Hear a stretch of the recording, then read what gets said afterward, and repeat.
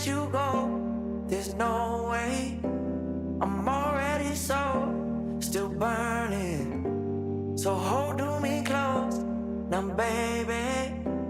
I do what I'm told, still learning to take my chances, to take my time, to keep on dancing, to walk that line, yeah.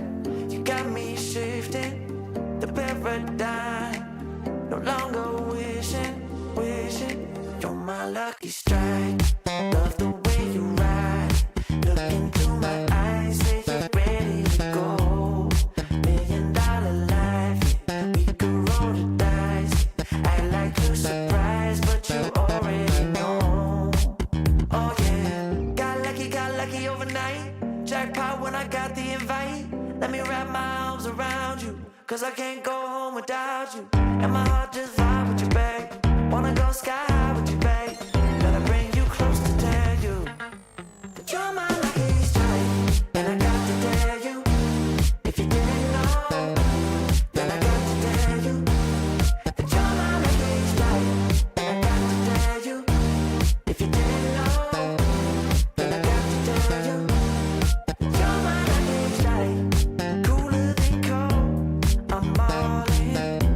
So load up the dice, so heavy. The way that you roll, I'm falling. So I never fall.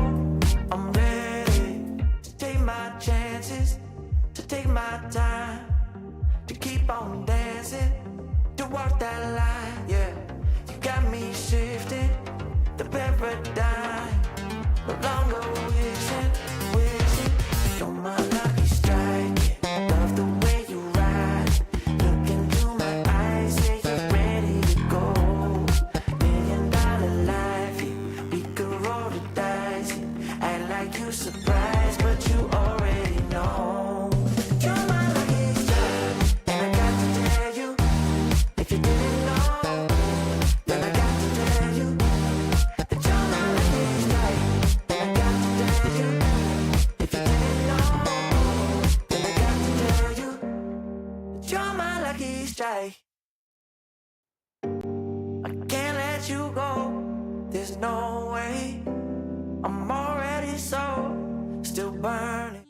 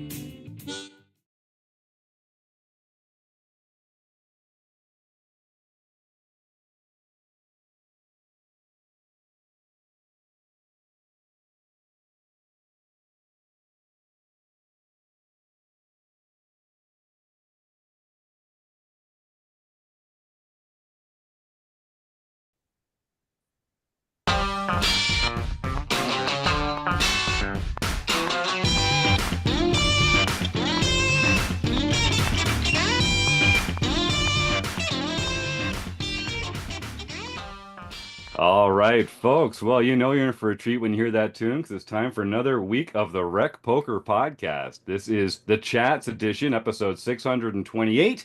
But we also have a forums episode every week, just talking strategy. I'm your host, Jim Reed, Bluffsterini in the home game, and at RecPokerJim on Twitter. And I have the best freaking job in the world, talking poker with my friends here on the podcast every Monday night at 7:30 Eastern, live on YouTube. Join us for free every week, and you can win a prize just for showing up. We're going to be talking to our fantastic guest this week, Craig Savage, in just a moment. First, I have to mention that we are brought to you by Running Aces, the official sponsor of the Rec Poker Podcast. Most of what we do here is free. We're a largely volunteer-based organization, so we depend on support from our sponsors and also from our premium members who take part in our training material and study opportunities for only $22 a month. So thank you to all of them for all their support. I want to let you know if you want to get more involved with Rec Poker, you can sign up for a free community account right now over at rec.poker. All it takes is an email address and a smile, although we do insist on both. And you can get your first month of premium membership for only $5 by using the code RecPoker at checkout. And if $5 is a lot of money, I get that. We also like to support local food banks. So if you want to make a donation to a food bank in your area for any amount, anytime, we'll also credit you a free month of premium membership at Rec Poker just for helping out some hungry souls who need a little help. So please do consider that. And now you get to hear my voice a lot because they let me host the show on Mondays, but I'm only one man. It takes a group, a gang, a village, a crew to make the magic happen around here. We call this group of wizards the Wrecking Crew. And if you want to find out more about me or the rest of the crew, you can go to rec.poker/crew, or you can just listen up. You're going to meet a few of them right here tonight on the show, starting with producing co-host Chris Jones. I'm Chris Jones. You can find me 5B5 on Twitter or 5x5 in the PokerStars home game, and I help run our monthly strategy segment called The Deep Dive. And my name is Joe Coolis. You can find me at Joe Cool PhD, cool with a K, or Elvita11 in the home game. Joe Cool PhD on Twitter. And I run the PsyOps workshop, which takes you behind the scenes in terms of how your brain processes information and how that affects your poker game. And I am John Somsky, also known as Poker Geek MN, and I help coordinate our home games. I'm Kim Kilroy. I'm PetVet33 on the social platforms, or Fergie56 in the home game. And I run a hand history review once a month. And I'm Rob Washington. You can find me as Rabman50 just about everywhere.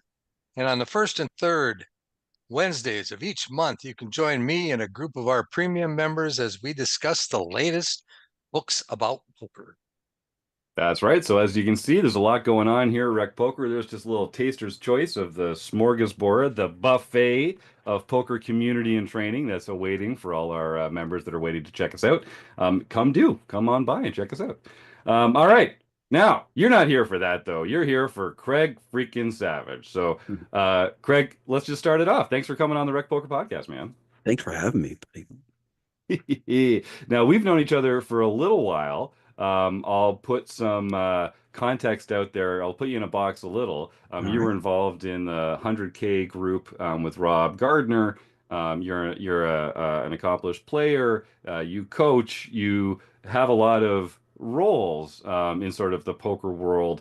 And but don't let me put you in a box. Like I like to start off these interviews. If our audience hasn't heard of you, how would you define your own place, your own role in the poker world today?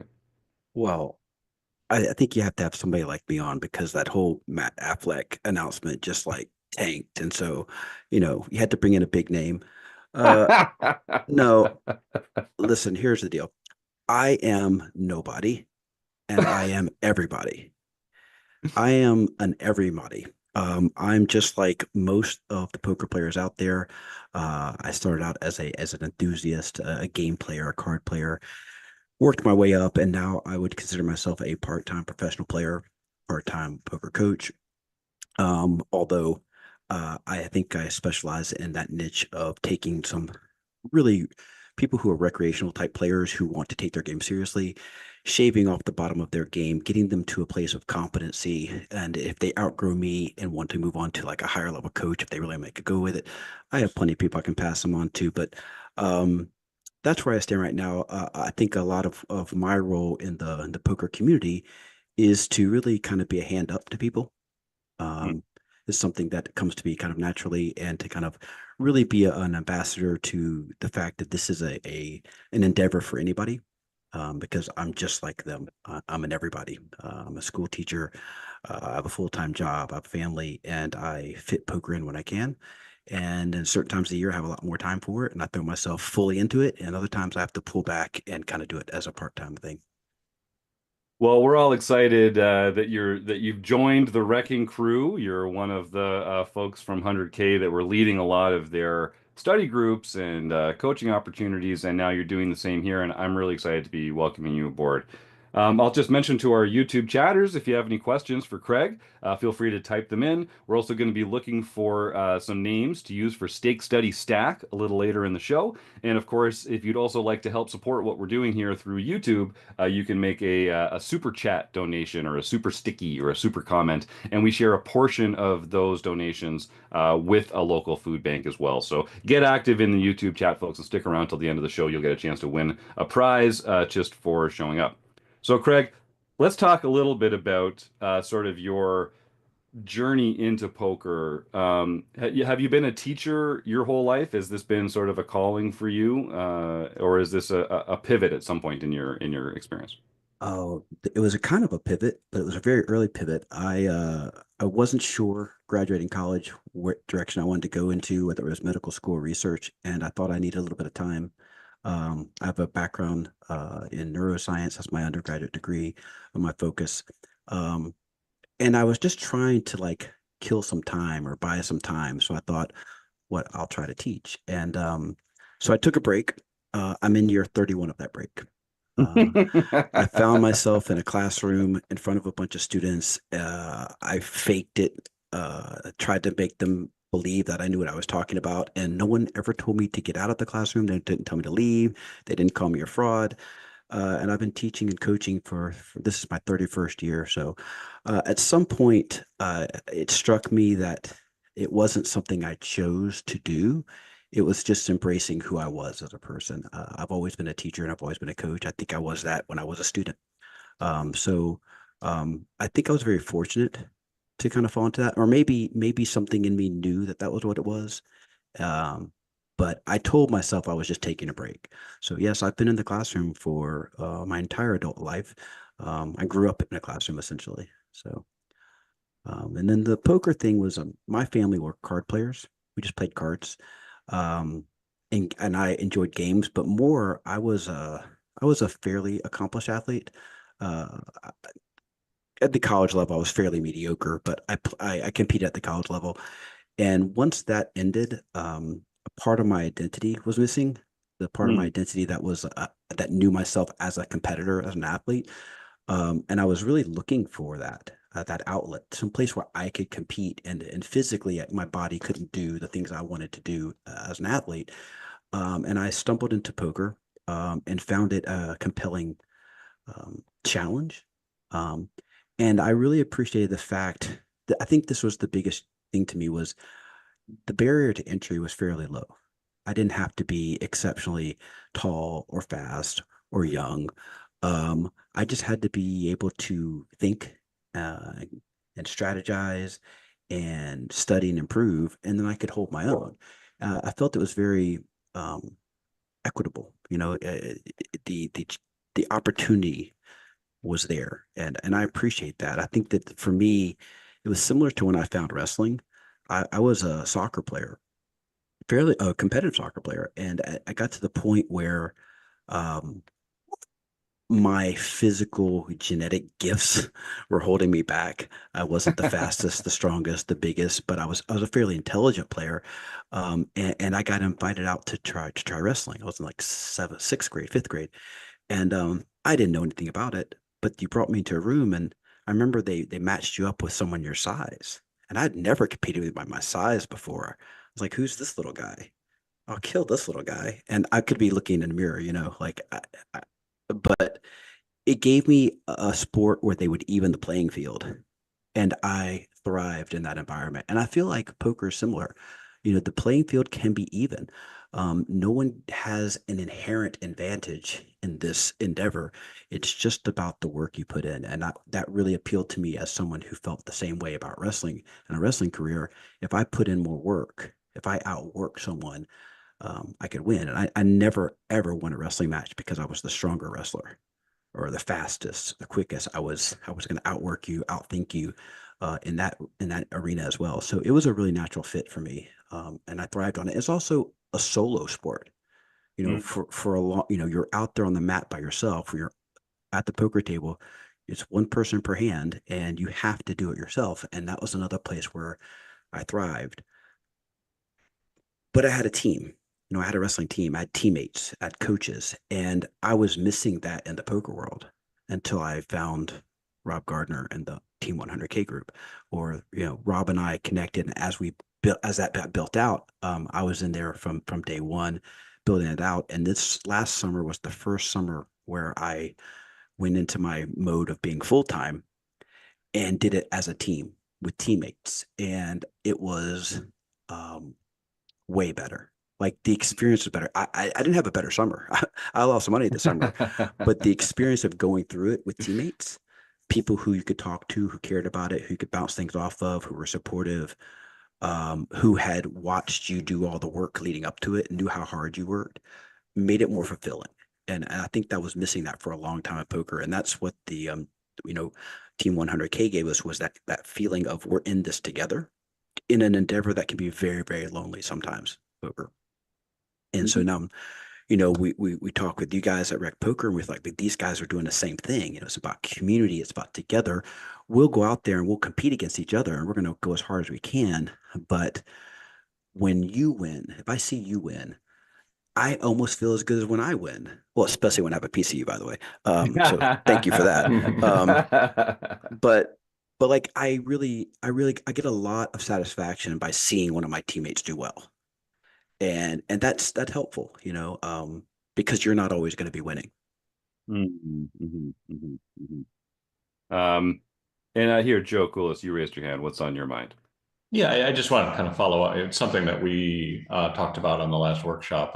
Craig was there for, and then we talked on previous, is that social support is something we don't really recognize how much of it allows us to play better, allows us to feel better in terms of our play, even if somebody isn't around, right? Just knowing that somebody's kind of there and gives a damn about what it is that you're doing makes a big difference in terms of our ability to feel comfortable in terms of playing. And I'll just say that when I first started playing, it was COVID. It was pretty lonely, and I was, trying my best on a site, and it was, I'd win something and be like, well, who gives a damn except for me? And my wife was like, hey, good for you, and it's not really the same, as knowing that if I were to post something, even a small amount of recognition that I did something, it makes a big difference. So it's not what Craig is saying, it's not a small thing.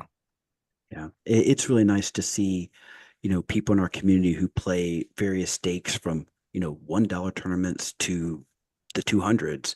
When somebody wins, or somebody has an accomplishment, or somebody's moved up, has a good day, the whole community is celebrating them.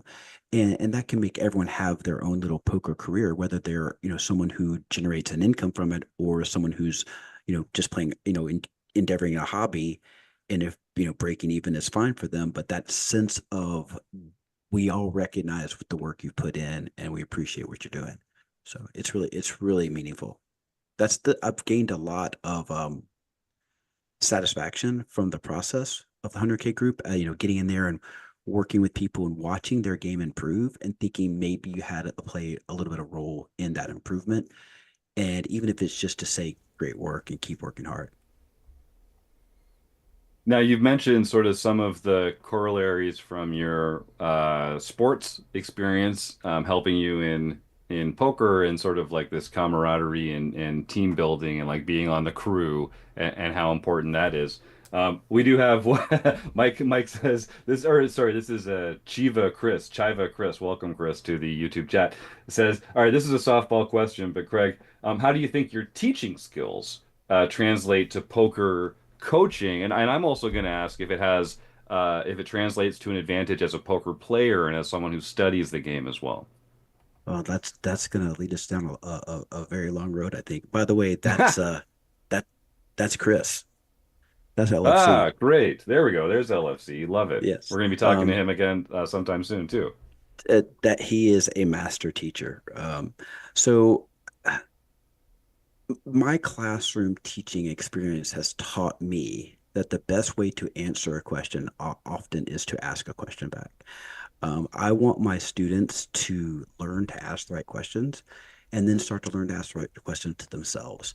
And I think that a lot of poker coaching can come down to someone who has the information. I'm the holder of the information, and you come to me and I give you the information, and I don't think that that works very well, because then I don't know why it is I'm doing what I'm doing. And what I've learned is, if my students don't understand the why, then the what doesn't matter very much. The other part of that I think is important. I want you to think about the best teacher you remember, like the teacher that had the biggest impact on you.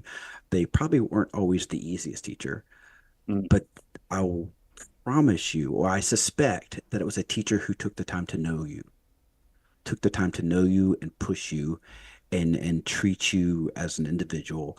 And I think that if you know your students, you can teach them, and if they know you, they're going to want to learn from you. And so I think there's teaching is a very social endeavor.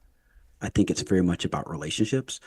And so when I'm working with someone in the classroom, or I'm working with someone in poker, I want to know them as a person. I kind of want to know what makes them tick a little bit. I want to know what their motives are, what their goals are.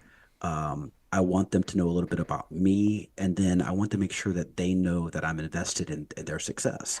But when it comes down to the actual teaching part, a lot of times it's like framing it for them so that they can see the why and ask themselves the question. Because when they're in some novel situation, they need to have the framework of, these are the questions I need to ask myself in these situations to make the best decision, instead of just like, here's the chart, this is what we open, this is the type of board do we see bet, this is, when we bluff rivers. It's not that simple. So many times people will ask me about a hand, and I'm thinking, there's so much context missing. Like, is there puppy dog? Is there any context that would make you deviate from what your normal plan would be? And especially in live poker, I mean, there's so much we get information wise from how someone's physically holding their body to how they move their chips. When we're playing online, we have to be looking at, our HUD, if we have one, betting patterns, board textures, and sticking a little bit more to theory. But I do think that the other thing, that having been in the classroom for so long, you have to put yourself as the teacher in the seat of the student. I need to see it from my student's perspective. And I tend to try to remember, when I was in that seat and I had that question, what was the misunderstanding? What did I really, I have students ask me questions all the time. And a lot of times my answer to them is like, are you asking this? Or are you asking this? And I'm trying to clarify the question. And they realize that the question they're asking isn't really the question they have. And for the courses I teach, I've been doing it so long that I know pretty much the question they have. And I also hear them ask it wrong. But meaning they don't have the language yet to ask it. And if I can help them frame the question, then sometimes the answer becomes obvious to them without me telling them. And I think that's the transfer. Now, some of our audience might have heard of like the Socratic method of teaching. Is that essentially what you're describing, or is there sort of like Socratic plus or Socratic adjacent? There's more than just Yeah, questions, I think. probably, but that's some of that teacher speak that I don't have it. I don't have any like formal teaching pedagogy training. So even I went back and got a master's in ed leadership. And they started throwing around those fancy words like that. And I'm like, oh, do you mean like answering a question by asking a question? And they're like, yeah. And I'm like, well, I don't know that you call that thing. I don't really care. Um, I, I say yes, but I don't know if that's a very formal process for me. It's, again, I'm going to tailor my teaching to you. I'm not going to make you fit my system. I'm Mhm. going to adjust my system to you. I do the same thing when I coach. When I have a team, if I have a system, I have a system of play that I really enjoy, then I have to go out and recruit players who fit my system. If I do that, if I'm a professional team, I just go get the players that fit my system. If I'm a college coach, I would go recruit the players that fit my system. But I'm a high school coach. So I have the players I have. So I have to look at them and say, okay, what's the best system for this group to give them the best chance of success with their qualities? Well, I can do that with an individual or a group. So I have to be the one that's flexible in the classroom, on the soccer field, and when I'm coaching poker.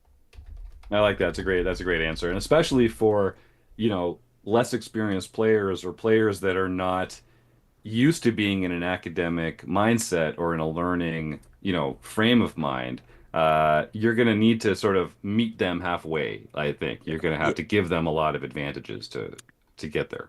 yeah, the best teachers meet their students where they are. They don't expect them Hmm. to catch up. And I think that when I'm coaching poker, I think I'm still a student.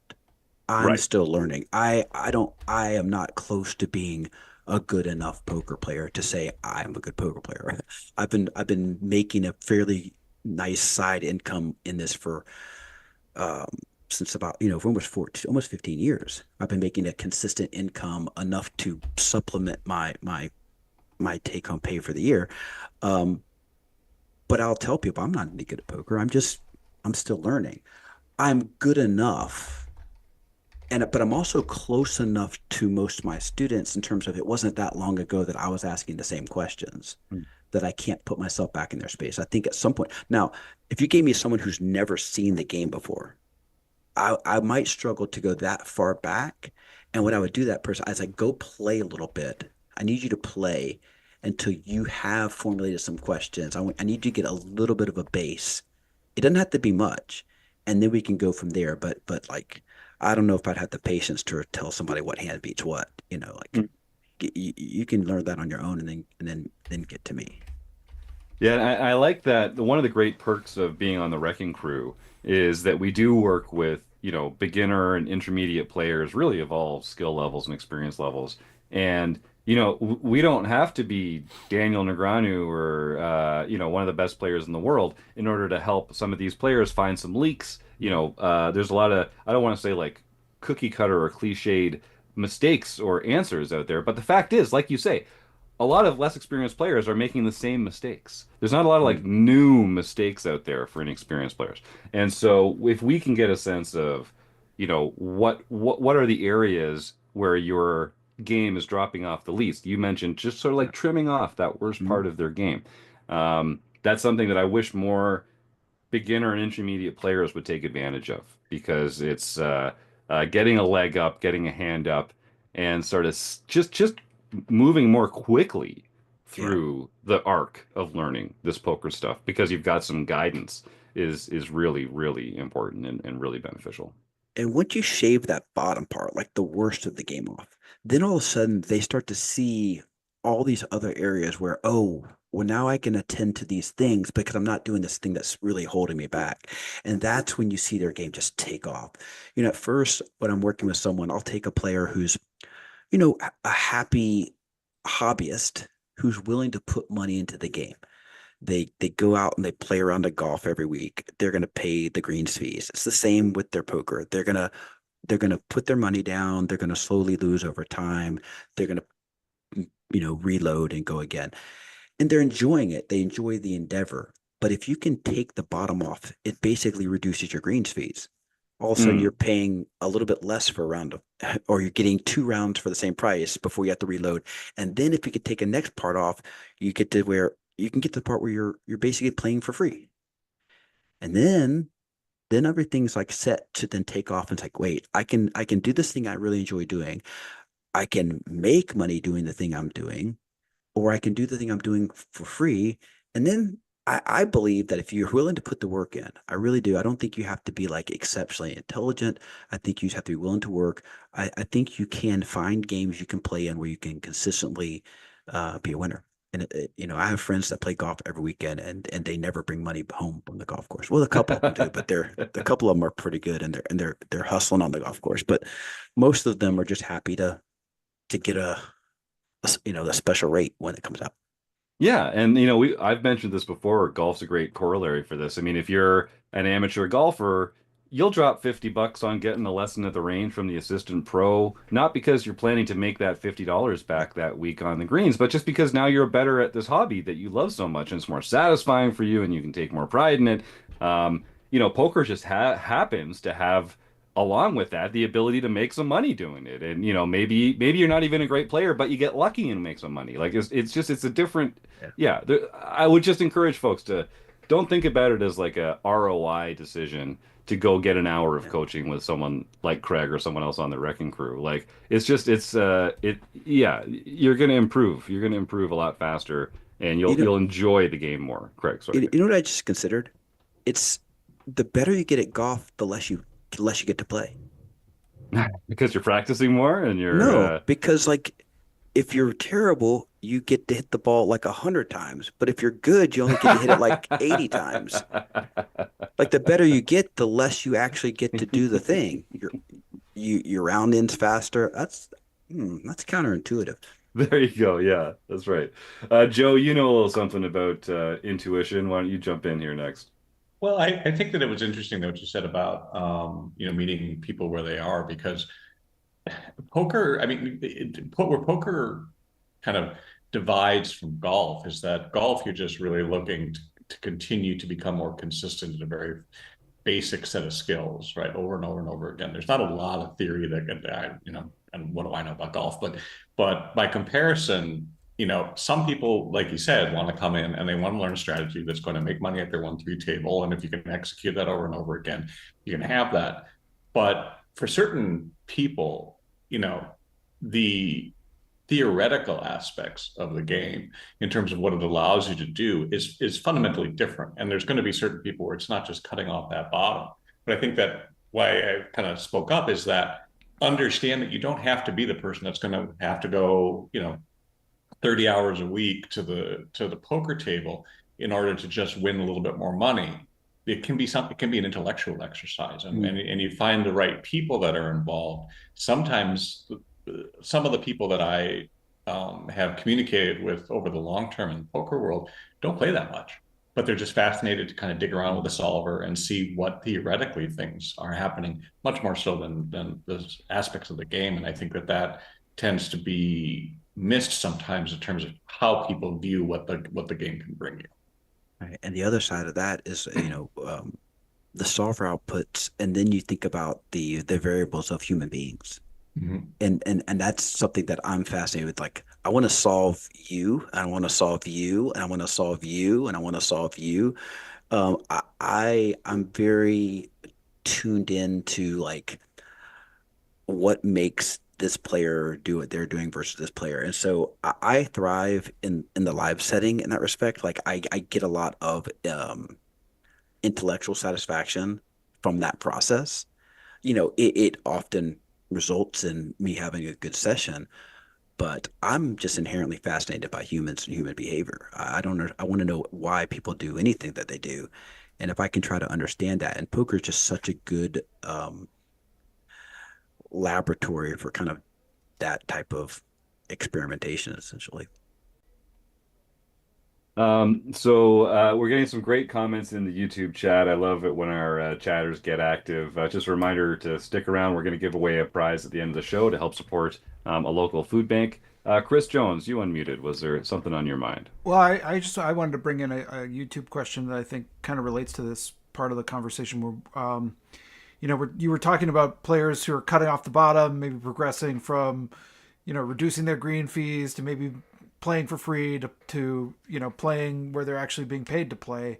But Mike Day asked the question. I think it's somewhat related but different question, which is, what are the key factors and things you need to think about when transitioning from poker as a secondary income to being a poker pro? And I think that's a different mindset that I'd love to hear your thoughts on. Yeah. Well, Mike is a great example. SIU Ranger Mike. He's a great example of a guy who's willing to put in the work. He'll grind it out. He'll play low stakes. He's gotten to the point where he's a consistent winner. So then the question is, if you're gonna, that's a little side income, a little extra money in your pocket each week to take, go out and do something fun with your friends, or just to take the burden off of some of your bills. But if you're going to shift that to the next gear, one thing is, just to move up in stakes, to play at a level where if you're making a certain ROI at the lower stakes, to make a living at it, you got to take the same ROI at a higher stakes. I mean, because it's the cost of living. You gotta play bigger or play a lot more volume across lower stakes. The considerations are many. Obviously, at the end of the day, it's all bankroll. If you're rolled to withstand the variance, and then it's fine. The other part of it, and I think this is the much, much harder part of this, is something that Dr. Joe, has talked about a lot. It's like it's a strain on your lifestyle. It's a mental strain. It's fun to play poker. It's fun. It's not always fun to go to work. And when poker is your job and it's work, it takes on a different weight. The stresses of winning and losing. If I have a losing session now, it doesn't matter. I have an income, I have a salary, I have a 401k. I prefer to have a winning session.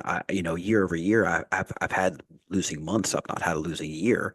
I have I've done the math. If I sat there and said, okay, if I didn't work and I was using the same amount of time that I'm working to play poker, I could probably replace my income.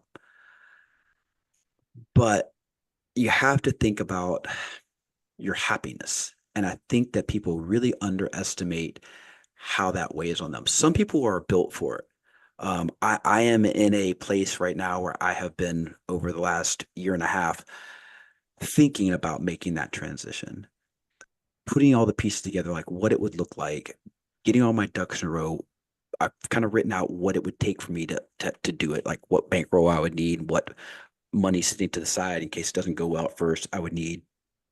But the part that I haven't really dug into is how do I feel day to day? Do I feel like playing? Are there days when I don't feel like playing, which won't be a choice if I'm doing this full time? And the other thing is, I feel like most people are driven or motivated by purpose.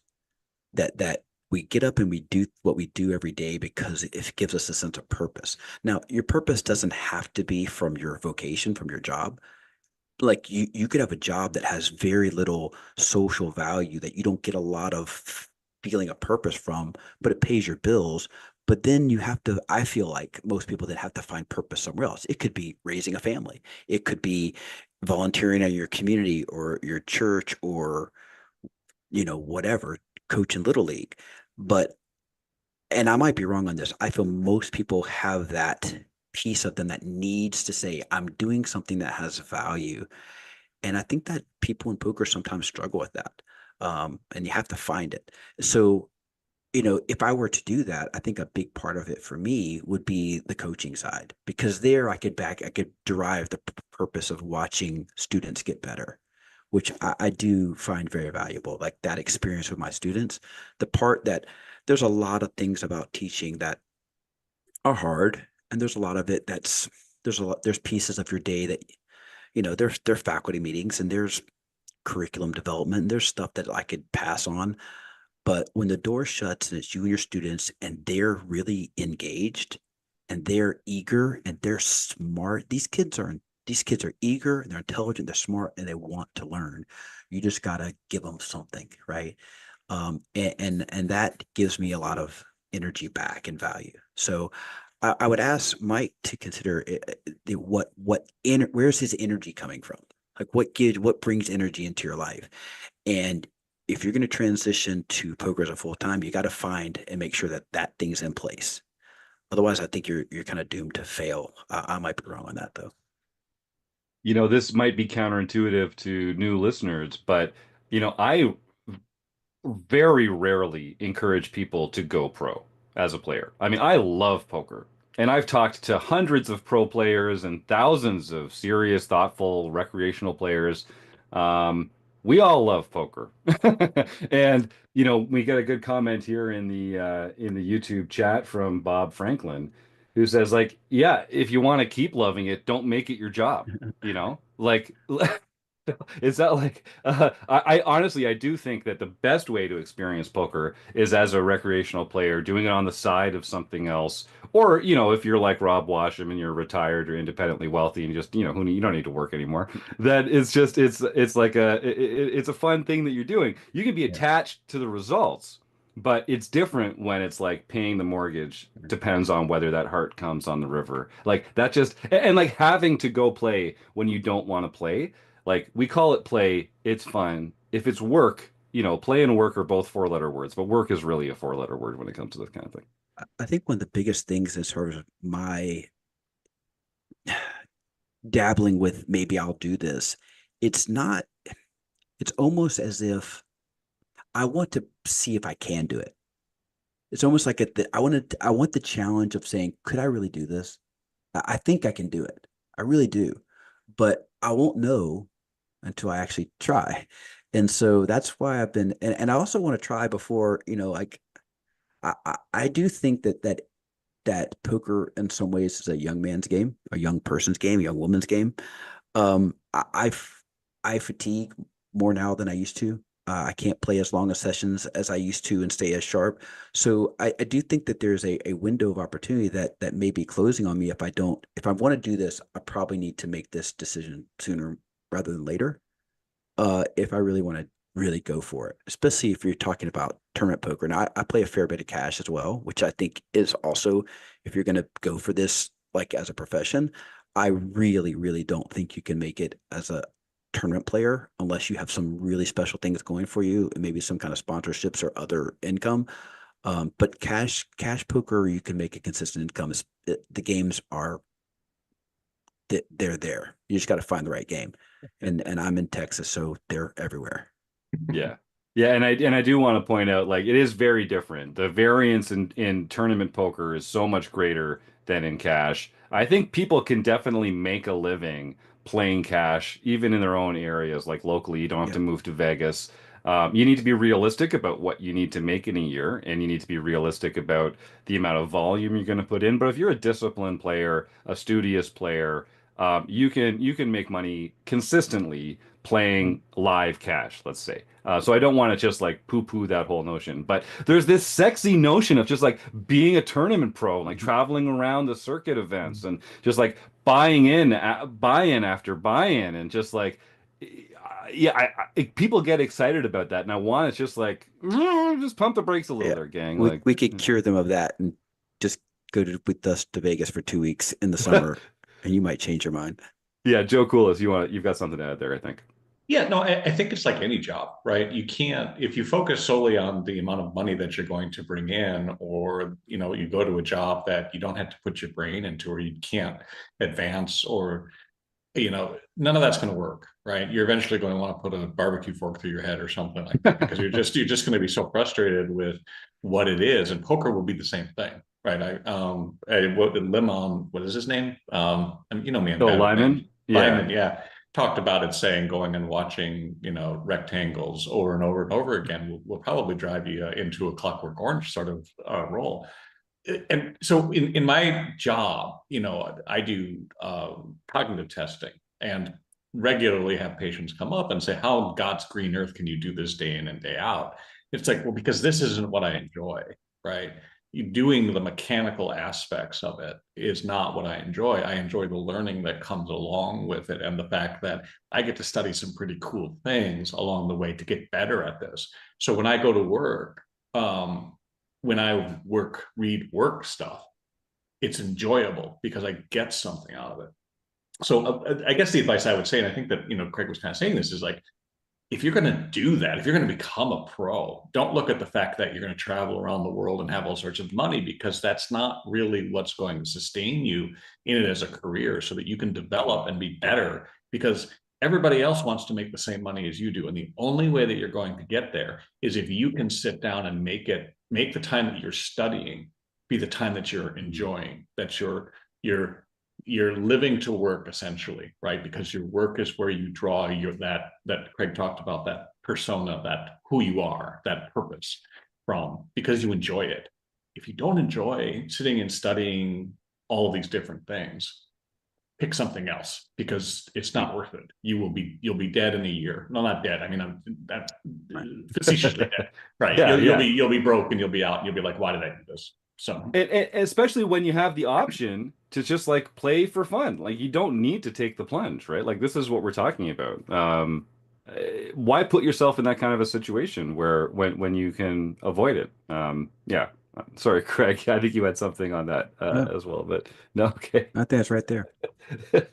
Um, all right, so I want to talk a little bit about, we're talking about day jobs and being a teacher and being a coach. One of the things that you're taking on here at RecPoker with Chris, we're going to be talking to Chris at some point soon as well. And you're both teachers professionally. You've got a great rapport. You've got the two of you really zig and zag well when it comes to how to approach learning and the different experiences that you've had. Chris is already, a one-time pro player who's really into this sort of community learning element that we've talked about. So you guys are working on a new study group coming up for Rec Poker called Teachers Bet. Just This bet. is Teacher's Bet. I love that because we're all huge pun dorks over here. So you're fitting right in already, Greg. Um, and this is going to be happening every couple of weeks, looking at hands that our members submit. So is this like a format that you've enjoyed before? It really is. So Chris Long is a master teacher. Chris is a teacher. He also took some time off to play poker professionally. Was and did that. And I think that he found. I think what he missed the classroom. I'll let him speak for himself, but he's come back to the classroom. But he and I, within the 100K group, um, were we're both classroom teachers, so we kind of gravitated towards those opportunities to engage in some of our teaching lessons, and we have a similar. I think we have a similar um, kind of philosophy about teaching. Maybe slightly different styles, which I think is good, but we play off each other pretty well. And so what we were doing is I was running sessions where people would send me a hand history and we do a review, but really kind of even from beginning to end of a tournament, different stages. And what I like to do is put the student in the hot seat. Like I want you to talk out loud your thought process through this hand. And sometimes what's interesting is when we're looking at the hands, maybe it's like a week later, their thought process in the moment when we're doing the study is different than in game because what they tell me in the moment is different than what they did. And so that's where we find the loop, right? Like this is the spot when we're in game. Why can't we make as good a decision as when we're reviewing? A lot of that's because of where the emotional levels are at the time. But then we start putting in like what are the things we need to be thinking about? What and then Chris was running some Saturday morning sessions where he was doing a lot of work on scenarios, situations. Like let's talk about playing from the small blind. Let's talk about what happens when we check raise, fund the big blind, and then get called. Oops, now what? What are we doing on the turn? And just so what he's really good at that I'm not is he's really good at getting into the solver, getting into the database, working on those things, finding those situations and isolating them, and then digging into the why. I tend to like to do the whole stages of the tournament and where we think at different stages. And so together, when we work on these things, I might be highlighting one piece of it, and he might be highlighting another, and all of a sudden that makes me change something or him change something based on something we say. And but the one thing I think we want to bring to it is, I know a lot of people didn't like school, or they say they didn't like school, or they don't like certain like homework, but I suspect that Chris's students really enjoy his class. I hope my students do. They seem to be relatively engaged and happy. So what we want to show is that coming to classes can be fun. And again, like, Joe talked about enjoying reading stuff that's related to his work because he gets to learn. I love learning. And I am convinced that everybody loves learning because when you learn something that you want to be learning, your brain rewards you. And Joe could probably explain this way better than me. Like that moment of aha, or like when something clicks, you get it. That is always a reward. That's always something people look forward to. So when people say, I don't like learning, I would just argue you're learning the wrong stuff.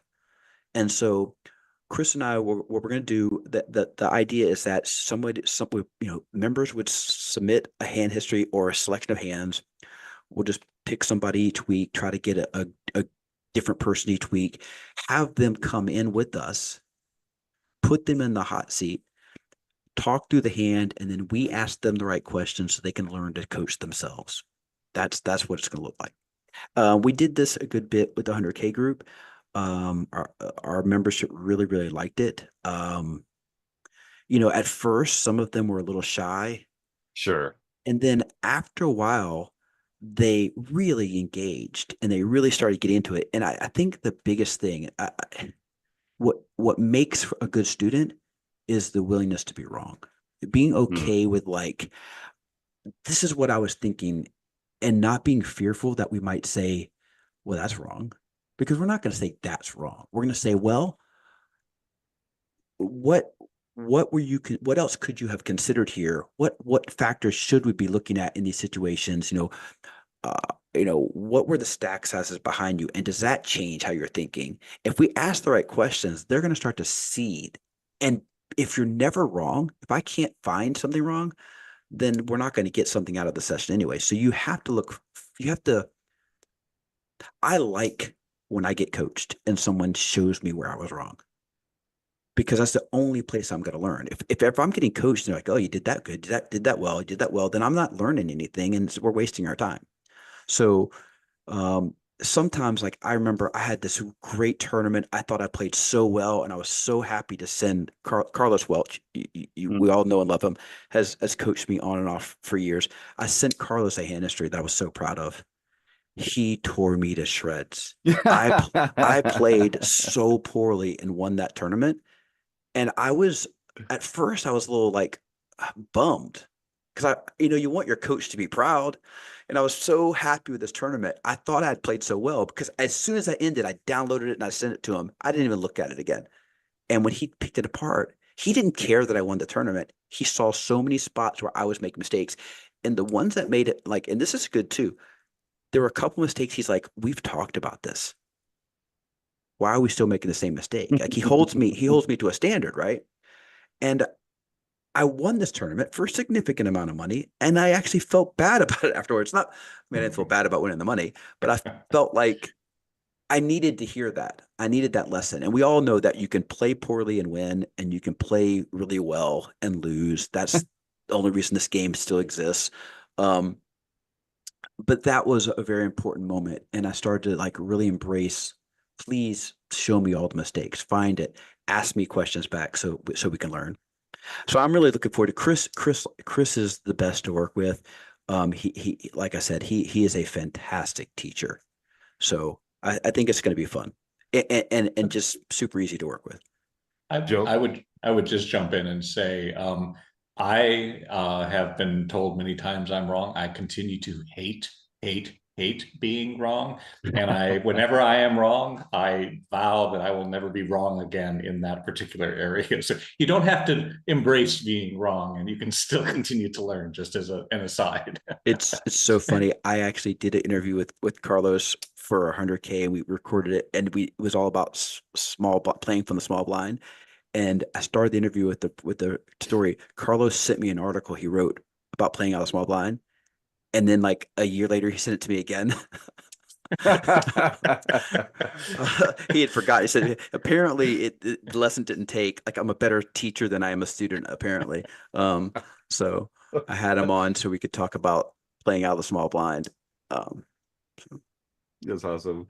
And I think it's important. Like, I hate being wrong so much. I hate the experience of being wrong. It makes me feel like I'm embarrassed because I like being right, and I like people like sure. thinking that I'm right. But but I take constructive criticism really well, Mhm. and I like embrace the opportunity to learn when I am wrong on those very few occasions that it It, it, ever happens, very, it's very rarely. possible. It's possible that this Matt guy might find some mistakes in your Oh, game. I don't know. yeah, I heard he's all yeah, right. yeah. Oh yeah. I Oh heard he's all yeah. right. That one's gonna be a little tough on the ego. So just a little segue here. What Craig's talking about, if you weren't listening last week, is Matt Affleck is kind of taking me under his wing for the next couple months, and I'm going to be doing some live, available for our members to view in real time coaching sessions with Matt Affleck, and Wait, it's he's Matt Affleck, yeah, not Ben Affleck. no, no, no, Oh, that's a whole no. different thing. That's a That's whole his different cousin. thing. Yeah, he has a Um, totally different skill set. that's But different. but Matt was kind enough last week when he came on the show to say that I just want, our members to know that I'm filtering for hands that Jim has made errors. We're only going to see hands where Jim has made a bunch of errors here. So I am definitely looking forward to that. And like we say all the time on the forums episode, on the forums edition of the show, you got to share the hands where you made mistakes, the hands where you didn't know the answers, the hands where you felt dumb, because that is how we learn. And it doesn't have to be, you can be. I think like Joe and I, we're just from our level of like competing, we just don't like being wrong, but because it's like we're losing, like Well, being. it's you have to Craig's point, you have to be willing to be wrong, right? And some of the best time that I learn the most is when I'm trying to prove I'm not. And then at the very end, I'm like, yeah, all right, I'm wrong. And so I think that if you are willing to be wrong, then you can't ever learn, because you'll defend yourself from actually learning the material. But being disliking it can sometimes serve as a motivation to kind of figure out, well, why, and so that you never have to have that experience. Well, not never, but in that area you don't have that experience again. I think the one other thing that's really important, and this is, I think, somewhat maybe not unique to poker, but certainly in poker, it's not necessarily right or wrong sometimes either. It's like, this is good, this might be better. And I always, and when I'm coaching, I'm always like, I think this might be better, but I could be wrong. So let's look at it, and let's and there's more than one way to win a poker hand, and two can be right. And a solver could tell you that one is like worth, point two big blinds per 100 more than another, and it's like those are the same. So in the moment, what was right may not be right when you're isolating it after the fact without the context. A lot of times I'm looking at a hand, and and and I didn't see the last five hands the guy you're playing this played. Like, you might have played it because the guy's a maniac. But if you take that hand in isolation, that is not the way to play that hand. But like in that moment, we didn't see that guy just played the last 15 hands in a row. And so when you have that kind of context, it could all change. So I think that's the other thing. I never tell someone that I have a better way of playing that hand. I say, it's always kind of with like, there might have been a better, might have done it differently, and this is why. But I don't think anyone ever plays I mean, every once in a while you see a hand like, that's just bad. But if you're being really honest with me, and I don't want a student who doesn't want me to be honest with them. I'll be kind about it. And the more I work with somebody, I might get a little bit more heavy handed, a little more heavy. If I feel like they can take that and they want that, I can be like, okay, like Carlos does to me sometimes, like, oh, we've talked about this spot.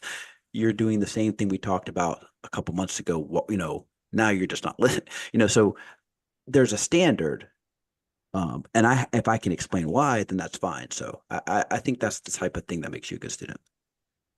I'll give our YouTube chatters one more chance. If you, there's a really delightful sandwich related debate going on in the YouTube chat right now. But if you have any more questions for Craig, enter them in now, and we're gonna wrap up the interview shortly, and then we'll give away a prize to support a local food bank just a little later on in the show. So Craig, I heard this crazy rumor that I know you've studied a lot, you've played a lot, you've played online, you've played live. Uh, you had a not typical first tournament experience. So tell us a little bit about the first live poker tournament that you ever played in, Craig. So I started out playing sit and goes like most people or many people, and I stayed in that domain for a really long time. I built my bankroll. I moved up in stakes, and I was playing really high sit and goes, winning consistently. And then I started dabbling in MTTs online, and I started having some success there. And I decided to play a series of satellites to win a main event seat. I wasn't sure I could do it, but they were sit and goes. So I win a sit and go, you move up to next one, you move up, move up. And so I worked the thing up all the way to the one where if you won it, you're going to go to the main event. And I sat down and I played the ticket, and I was the first one busted. And I was like, oh, well, let me try it again. So I started in. I didn't start at the very bottom level. I started pretty low though, and I quickly ran it back up, and I got my seat to the one to win the main event. And I took 2 days. I'm like, I'm going to wait until I'm ready. The last time I wasn't ready. The kids were in bed. My wife was in bed. I sat down. I'm like, I'm going to do this. And it's started out like 9 or 10 handed, and first place, $12,000 package, the main event. Playing. We get down to like 5 people, 6 people, and all of a sudden it was 3 people, and all of a sudden it was heads up, and we're playing heads up, and I had aces, heads up aces, and you're gonna raise, the guy's gonna fold. I raise, and the guy re-raises me, and we're shallow enough that I'm like, I think I should just flat this. I flat this, flop, ace king, I don't know what else. I have a set of aces. And I'm like, well, I got the board locked up. I can't get any value out of this. I check. They put out a tiny bet. I call. Turn. Anyway, we get all in. It was set over set. Aces over kings. So it was going to happen. The computer just goes, congratulations. I was expecting like, confetti and sirens going off. It's like my wife walks through the room. I'm like, I think I just won a main event seat. She's like, oh, that's nice. I was like, no, that's not nice. That's like a big deal. She's like, oh yeah, great. I'm like, no, this is a big deal. This is the main event of the World Series. She's like, okay. She has no context. I'm like, no, the main event of the World Series. She's like, okay. I'm like, no, you don't understand. This is a really big deal. So then I started thinking about it. What am I going to do with this? You had to take the money offline and go register yourself. They didn't do it for you. So you have to have the $10,000, which means you have to then choose to take that $10,000 and spend it on a poker tournament. Well, that's tough. That's different. And it was 12,000 because they gave you some spending money. Oh, right. So I'm like, this is a significant score. I don't have to go play it. I've never played a live poker tournament before. I should pocket this money. I thought about it. I was like, oh, it'd be so cool to play. My wife's like, well, just go play. You didn't have the money before. If you don't have it after, I was like, no, you don't understand. That's not how this works. Like, this is a big deal. So then I thought I'll just win a second ticket. The first one was easy. And I spent like $1,500 trying to win another ticket. And it didn't happen. I was like, you know what? Okay, I got to stop that. Anyway, I finally decided, you know what? We're just going to go for it. I sold 20% off to my friends. I was like, I'm selling this thing. My friends have no idea what I'm talking about. They're like, sure, we'll buy it. So I sold to and I didn't sell anybody more than 2% because I didn't want to lose anybody's money because I felt bad. And we went. I had never been to the World Series. I had never played a live poker tournament. I did in the weeks leading up to it. I decided I need to train. Like I'm not used to playing super deep stack because I played sit and goes for the most part and fast moving MTTs online.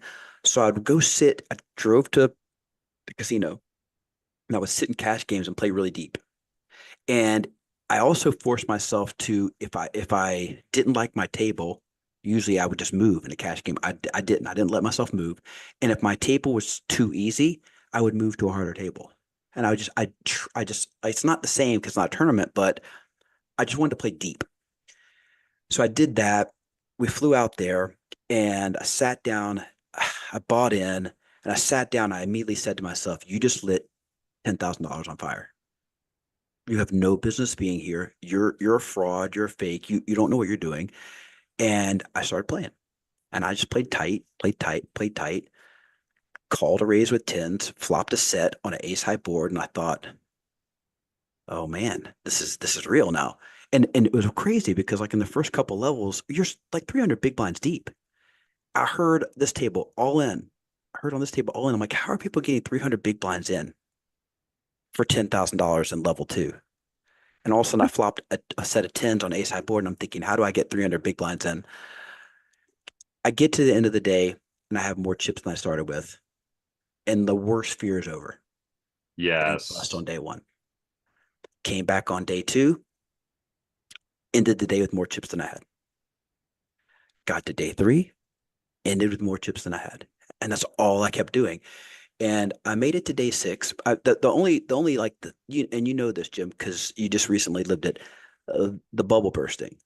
Right. That moment when the bubble bursts and you realize like you just made a significant amount of money. You can call yourself a winner. The hair on your arm raises up. You're just thinking, is this really going to happen? Can I keep folding to get here? Anyway, we made day 6. I make day 6. And I got Phil Galfond on my immediate left. I've got Like every person at the table is a name I've seen before, and I'm one of the few people left that has no business being in this tournament. And I busted like 157th or 52nd on day 6. And at that point, you look around there and there's 18 tables left. Yeah. You can count it. Like you can look at it after days and days of just seas of people. You can see the end. And I remember being devastated. Like just devastated I lost. And I'm in the line to cash out, and my dad calls me. And I'm like, oh, I'm bummed out. I lost. He's like, what did you expect? He's like, you did great. Like, what do you expect? I'm like, I don't know. But like once you got that deep, you just kind of hoped it could keep going. And the funny thing is, I look back on it now, and the player that I was then versus the player I'm now, I am so much better now. Me today would beat the pants off that of me in 2010. But I probably would bust earlier now. My version of me now would have busted that tournament earlier because I would have taken some thinner lines. I would have taken some bigger chances, and I probably would have busted it earlier. Um, or I would have been in a position on day 6 that I would have had a chance to make day 7, because I came into day 6 pretty short stacked and playing too tight against people who were just raising me too much, and I didn't know how to fight back. So I came home from that thinking maybe I'm good at this game. I immediately entered a big tournament at WinStar, uh, and made a significant amount of money. Made it to the final 2 tables of that one, and a week later made the final table at a tournament at Choctaw. And I was like, easy game, easy game.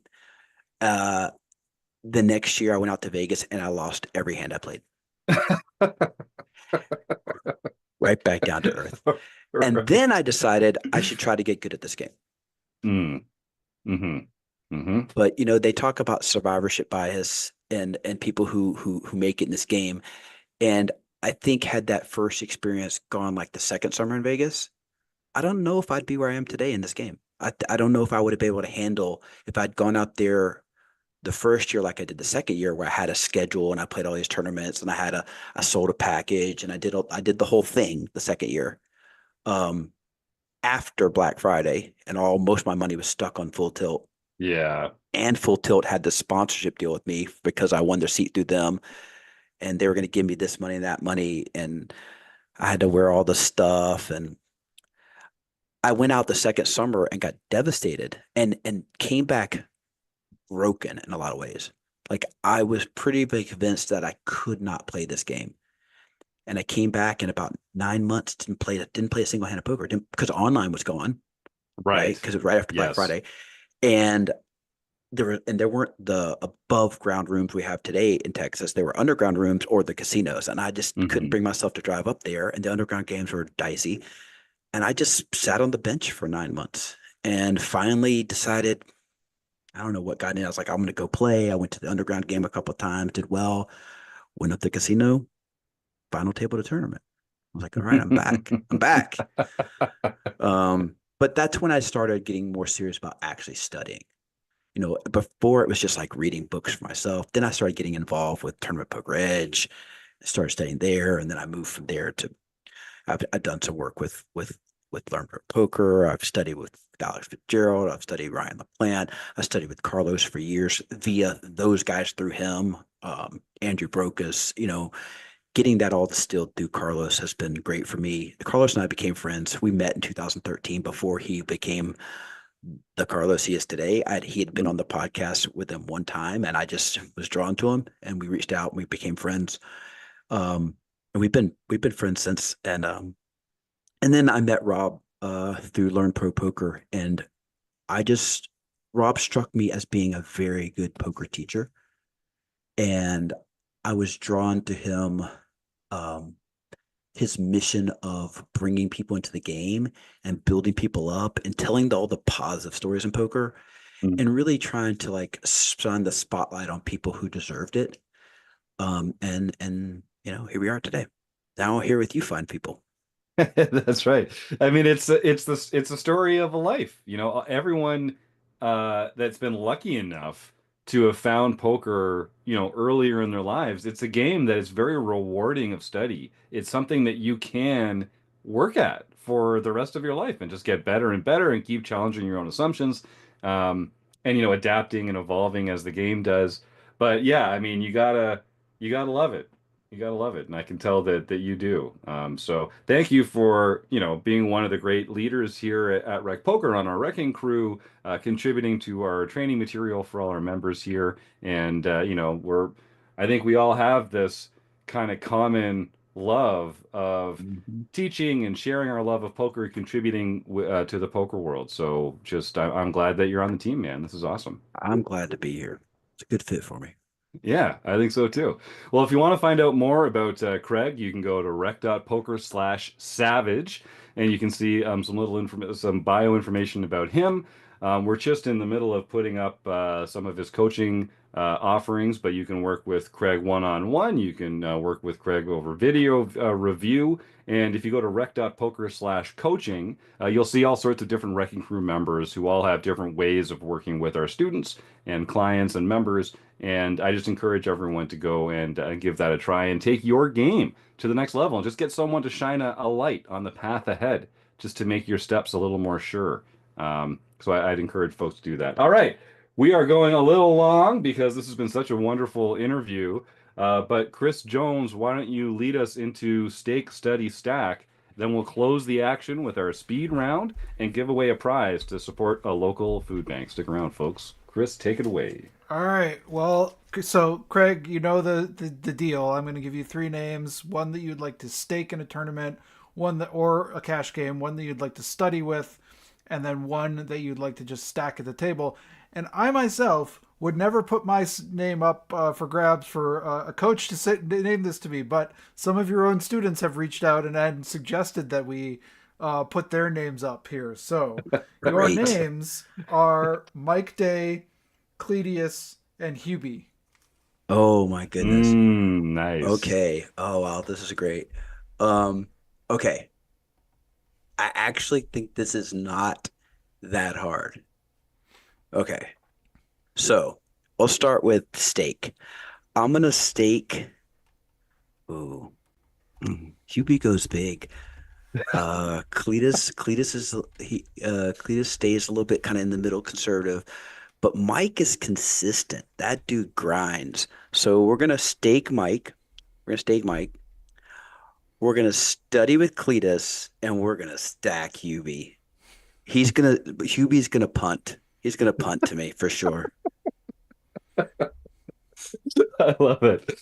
And I've been able to meet all three of those folks either in our Zoom sessions here at Rec Poker or at 100K or in All person. great guys. All great Yeah, guys. such a great crew, man. I swear, that's one of the things I love most about being involved with this group.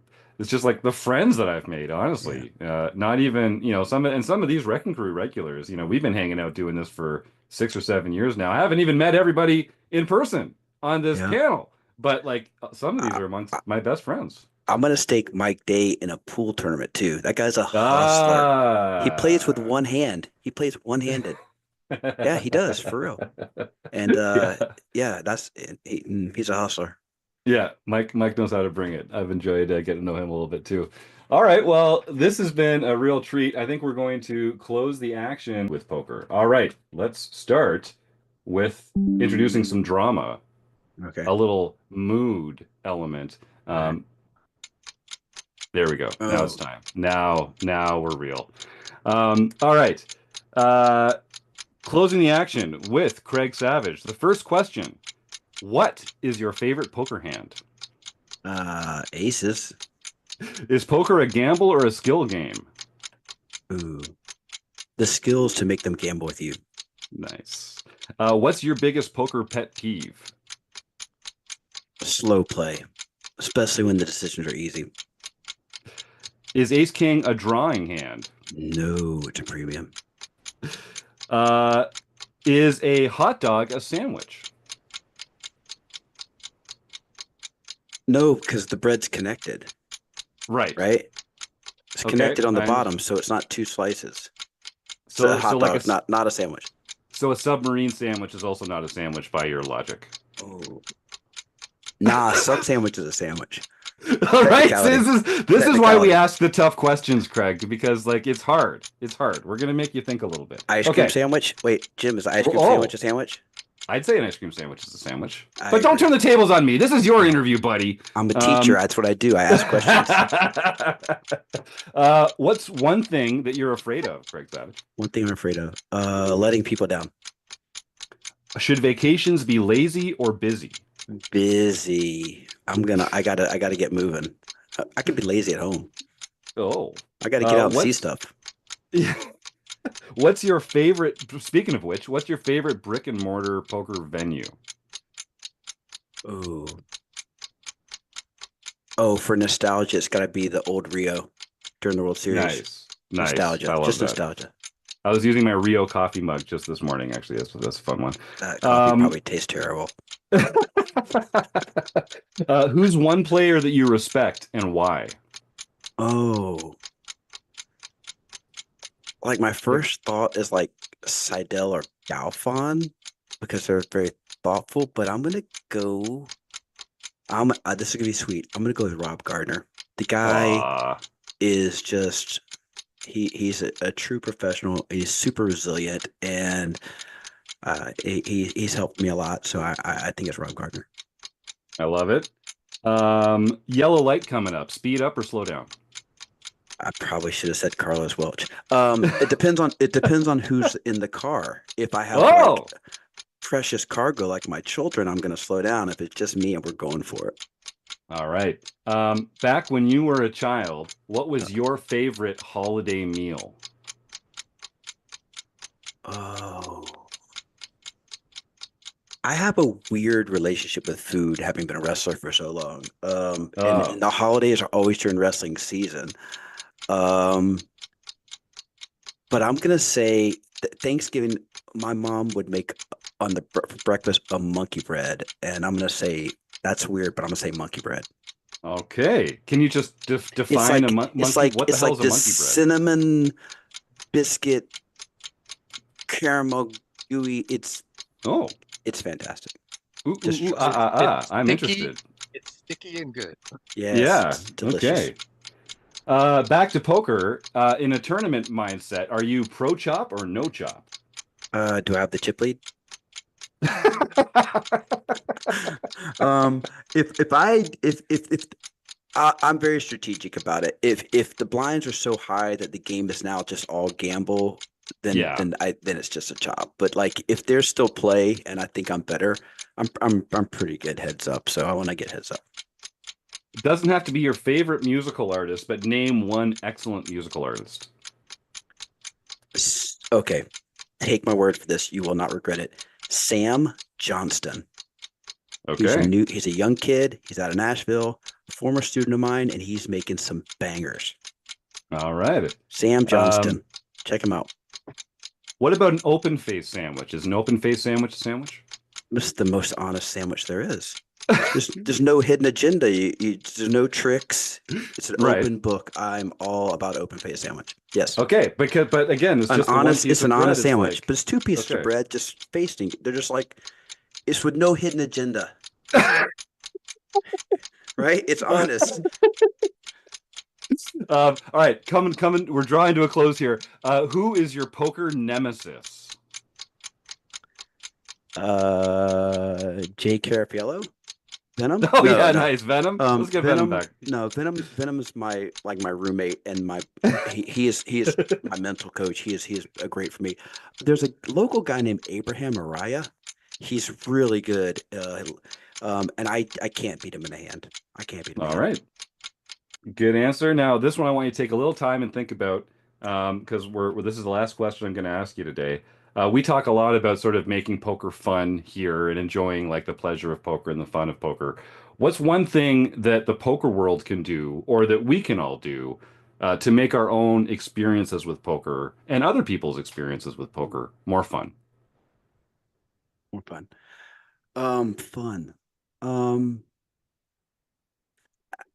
I try to have fun when I'm playing. It's easier in cash games than tournaments because I'm a little more serious in tournaments, but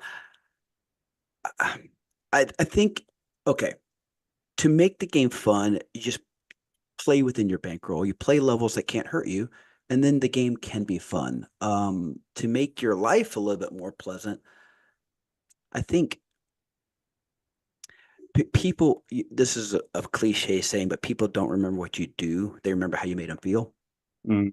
And I think having moments of authentic discussion, talking to someone in a way that they know you care what they answer, so you get to know them, I think it really makes people feel known, seen, connected, and belonging. And I think that's something I try sometimes to be much more intentional about, and kind of slowing things down. I don't know if you can see. I have, oh, it's backwards. On my wrist, my daughter and I have this common tattoo, and it just says pause. And I Mm. think that we're just moving too fast sometimes. Our decisions are too fast. Our judgments are too fast. Life is too fast. We're too much in a hurry to get somewhere or to be at the next thing instead of just like taking a moment and saying, right here, right now where I am, this this is pretty good.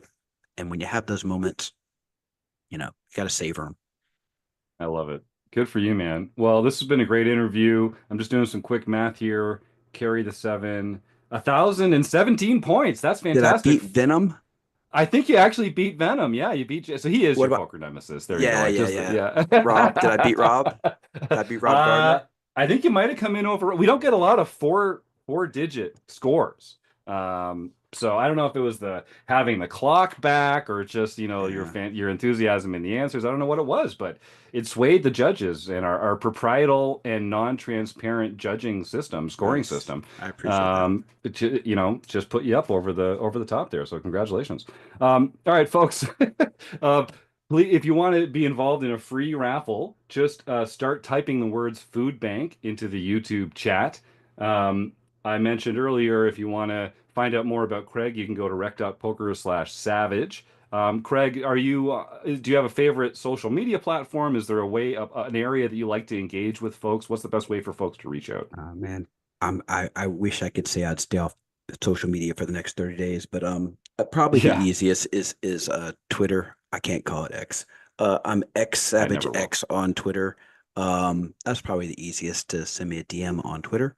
But I do have a Facebook poker page, but Twitter's probably the easiest. All I do right. InstaSnap too, or Instagram, whatever the kids call that thing. But I'm not real great on that one. Yeah, like Face Space. I'm on there Space, too. Yeah, there's snap Snap, space. Yeah. Talk. Yeah, that one. We're so hip. I guess. All right. The kids have to teach me all these new terms every year. Yeah, well, that's how you end up with expressions like a banger, which, from what I understand in That's the right. YouTube chat here, I'm not the only person that uses that expression now, so I'm glad to hear. I have Nice. another folksy, old-timey expression user on the panel, which we're This is overdue. Craig. This is not sell well for you if you're Damn it. using Jim's terms. It A just doesn't banger? know. No, Oh, that's not. Well, you'll be talking about cleaning people's gutters, pretty soon. Nobody will know what you're talking about. Oh, well, bless your cotton socks, Joe. yeah. Well, Jim has a lot of Riz, so you never know. Hey, oh, he is plugged in to the Yeah. scene. All right, well, Craig, you're welcome to stick around. Of course, we're just going to go over some home game results and give away a fantastic prize. I'll just remind our YouTube audience, and if you're listening at home, the reason that we give away a prize, well, we just love giving stuff away, and we want to encourage people to get involved and to come to the show. But the reason that we give it away in the way that we do, by having people type the words food bank into the YouTube chat, is just because it's kind of a difficult time in the world right now for a lot of people. It's hard to make ends meet. It's hard to feed your family, feed yourself. And I think that if people look around, they might be surprised at how many people need a little help right now, particularly with everything that's going on with the weather in the States. It's a good time to pull out your smartphone and just Google food banks near me. And if you do that, I'm sure you'll find an organization that could benefit from a few dollars out of your pocket, a few hours as a volunteer out of your week, or some non-perishable food items from your pantry. And I would really just encourage you to do that and to make a little donation, help support a local food bank. Folks need the help a lot. And you might be surprised at who maybe a neighbor or a friend or someone who isn't comfortable talking about the distress that they're in, but nevertheless needs a little help. So be like Eric Anderson and some of these other fantastic folks in our YouTube chat and just type the words food bank in there. We're going to do a raffle at the end of the show and give away a fantastic prize for one of our entrants there. So in the meantime, while we're giving people time to type in the words food bank, John Somsky, our beloved and much put upon director of our home game club, is going to share some recent winners with us. Yes, on October 2nd, we had our No Limit Hold'em Championship Series. This is where we keep the points for the entire year. And Evil Roy CA, David Westerveld, Wow. won that event for the second time this Cannot be year. stopped. He cannot And be stopped. this is his 72nd lifetime win for RecPoker. Also, it should be noticed this also put him in the top of the POY race, so he is now also leading the Ooh. championship series. He just took over from Kelly Stork, who had been leading for the previous couple of weeks. But I want folks to know that even though it's late in the year, you can still win your way into the Tournament of Champions, the championship, the No Limit Hold'em annual championship in December, because all you need to do is win one of these in any of the months, and you've got a seat, and then the remaining seats are made up from the highest point winners of the leaderboard throughout the year. So you still have a chance to play the first Wednesday in November, the first Wednesday in December. Win your way in. There's some fantastic prizes there as well, aside from just the bragging rights, which we lean on pretty extensively over here with this crowd. Sorry, John, you were saying. Yes, then and Les Paul 99, Michael Pinciero got his Nice. first nightly win for the year. Les Paul. Eric Anderson, Anderson 85, got There he his is. 7th nightly victory for the year. Panthers 7500, who is related to someone on this very panel, and who is probably the best player in the family, won his second nightly victory. And they won just last week or something, didn't they as well? Yeah. This Yes. I had to make a decision whether I was going to tell him how to get into the monthly Tournament of Champions, because it'll be a real problem if he wins a silver pin before I do. I thought you were going to say you had to make a decision about how wide to make the doorways so that he could get his head through. My son. Then About 30 seconds after I created the Tournament of Champions, he had responded, "I've registered." So he will be there. Awesome. That's fantastic. Congratulations. Congratulations. Yeah, for sure. Then A Really Mad Guy got his 6th nightly victory for the year. Mead Weaver got his or her 3rd nightly victory for the year. Rick the Good Dog got his 2nd international victory for the year. Congrats, Rick. Gilly 19341, Rich Deakins got his 4th international victory for the year. And Cake Poker wannabe Ron Payton got his first LPP event for the year. So he can contact info@rec.poker for his free month at Learn Pro Poker. I think Ron might be like a Sunday specialist. He's won that LPP tournament a few times, I think. K-Poker wannabe. Another one of these lovely Canuckian members, just saying. Congratulations, Ron. Yeah, send that email to info@rec.poker to claim your prize. You've won a free month at Learn Pro Poker. And it's just one of the perks of playing in our free play money home game. Another perks is you get to win these beautiful pins. Oh, the lighting's not very good right here, but let's just can we do a little? Yeah, can we show them off? Look at the silver, gold. Look at those beautiful things. You can't buy those. All you can do is win them in our tournaments. They're free to play. The prizes are real. I actually just sent out a mailer. I see Eric Anderson won this week. I sent him 5 bronze pins and a silver, and he already had a bronze or 2 and a silver. So Eric is really climbing the pin ranks. Congratulations, Eric. And if anyone else wants to check the status of their pins or order your pins, I do ask that you just chip in a few bucks for postage, shipping and handling, but they're all available in our shop. if you have earned pins, you can place an order, and whether it's one pin or many pins, I'll drop them in the mail and get them to you. And we also, if we ever have a road trip or a live event to an area near you, I always travel with a bunch of pins in the bag so we can just hand them off in person too. All that'll cost you is a cold beer in my hand, which is, always appreciated. Yeah, Joe. Well, I'm just looking at the postage math versus beer it's math. I'm missing it somehow. Beer and math are never going to go together well. I would just abandon that. I would abandon that mission immediately. In most places, that beer is going to be more expensive than the postage. Right, yeah. Well, this is international, baby. I mean, you never know. You never know. You do get the gym discount from getting some time to spend with him, but I don't know, 29 cents versus $8. You're right. You're right. I should be buying them the beer. So that does happen as well from time to time. Well, actually, all you need to do is just go around the tables, find half-drunk ones, pour them together, and then hand them to Jim, and he'll be none the wiser, and you'll still get your pins. Yeah, we call that the home remedy. That's just a little life hack for all those folks out there listening. All right, let's wrap this puppy up with a giveaway. This has been a really fun week, a really fun episode. Do we have the Daiso cam, Chris? I'm going to skip the Daiso cam today. We don't have Phil on board, so we can't be accused of We don't have to worry about bamboozling. I think I saw Eric Anderson put the first food bank in. Oh, really? I might need a different he was early. He was early coming in. Okay, because we also have Mike Day who went a little early too. So. Oh, really? Okay. Yeah. Well, so, who went? So if you saw Eric above, I didn't see Eric, but if Eric is in there, we got Eric first, Mike Day second. Joseph Walton third, Cledius fourth, K-Poker Wannabe fifth, Neil sixth, Robert Franklin seventh. Okay, what you got?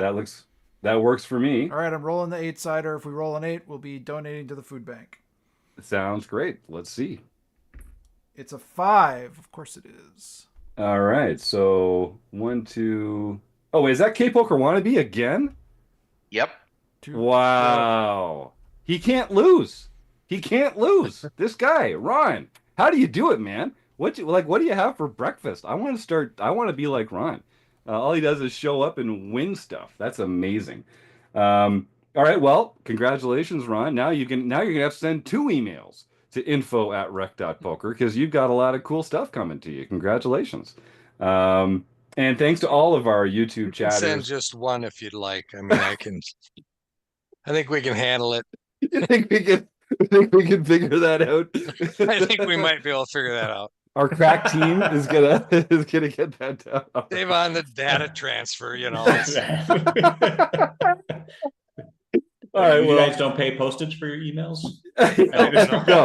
No, we just in Canada we just moved the whole thing. The whole internet's online now. It's amazing. Whoa. It's a huge improvement. Data charges may apply. Yes. Standard data rates may apply.